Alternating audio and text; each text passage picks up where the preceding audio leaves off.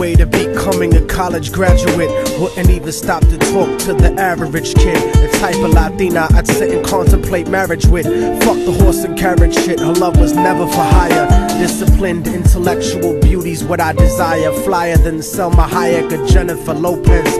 Everyone told me kicking it to her was hopeless. At first I just thought she didn't mess with broke kids. The thug niggas always talking about how they smoke kids, but the rich sniff coke kids. Got no play, I'm not even interested what her body language would say. Everyone around the way gave up trying to get in it, cause didn't matter how good your game was, she wasn't with it. All the block bitches was jealous, but wouldn't admit it. Talk shit and deny to everyone that they did it, cause they regretted the long list of niggas that they let hit it. And no one ever gave them shit except McDonald's and Diddick. Smoking weed with thoughts of envy whenever they lit it. She spoke intelligently and they bit it, always trying to copy, but when they tried to use her vocab they sounded sloppy. She had a style all her own, respectful and pure. I was sick in the head for her and there wasn't a cure.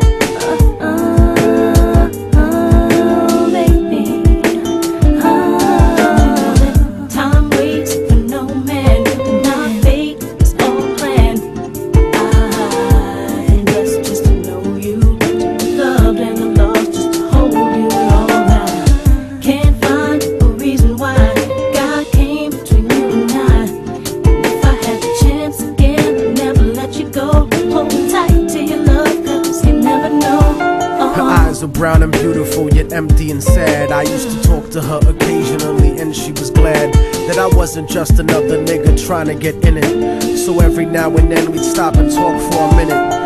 I didn't have a gimmick, so the minutes turned to hours. On her birthday, I gave her a poem with flowers. Then I took her out to dinner after her cousin's baby shower. We talked about power to the people and such. We spent more time together, but it was never enough. I never tried to sneak a touch or even cop a feel. I was too interested in keeping it real, perfectly honest and complete. She would always call me cariño and never technique.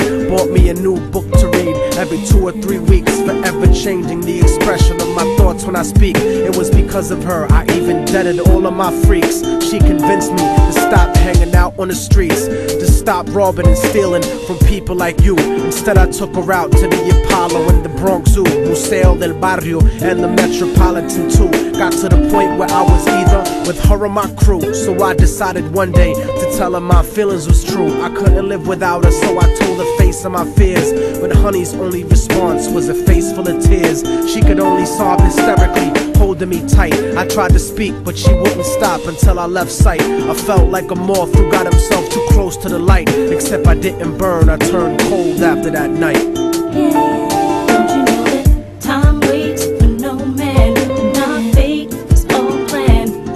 I'm blessed just to know you, loved and I'm lost just to hold you all. I can't find a reason why God came between you and I.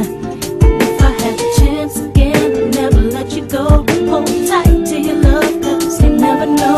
I went on with my life, college and my career. Ended up locked up like an animal for a year, where the COs talk to you like they were the overseer. Then I got sent to the hole when my exit was near.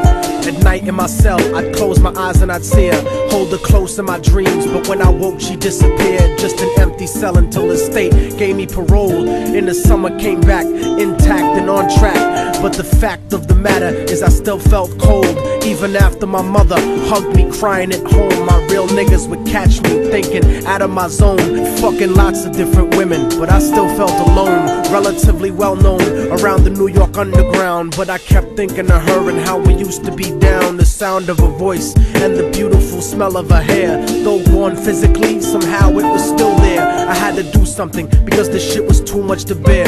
So I went and visited the building where she used to live. The world looks a lot different after you do a bid. Your way of life done changed, while primitive minds are still stuck in the same game. Like her cousin who was on the corner slinging cocaine, stepped in the lobby and tapped the button next to her last name. Her mom buzzed me up and hugged me up like a mother order, but her facial expression changed when I asked about her daughter.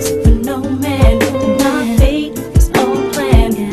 I'm blessed just to know you, loved and I'm lost just to hold you all. I can't find a reason why God came between you and I.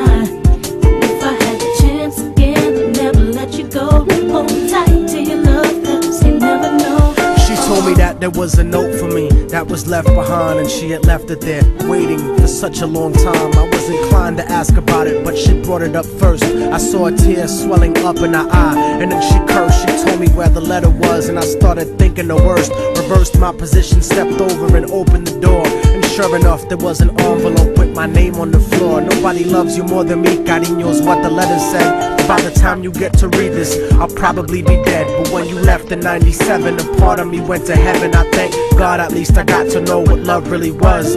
But it hurt me to see what true love really does. Cause even though we never made love, you were all that there was. It was because I loved you so much that I had to make you leave. You made me doubt the way I thought, you made me wanna believe. And then I slipped up and I let you get close to me. It was hard to not be openly when people spoke to me. This was not the way I thought my life was supposed to be. Baby, don't you see, I had a blood transfusion that left me with HIV. Hope didn't exist for me since late in 1993. I died a virgin, I wish I could have given myself to you. I cried in the hospital cause there was no one else but you. Promise that you'll meet me in paradise inevitably. No matter what, I'll keep your love forever with me. What happened for the rest of the day is still a blur, but I remember wishing that I was dead instead of her. She was buried on August 3rd. The story ends without a sequel, and now you know our technique. Don't fucking fall in love with people. Hold the person that you love closely if they're next to you. The one you love, not the person that simply has sex with you. Appreciate them to the fullest extent, and then beyond, cause you never really know what you got until it's gone.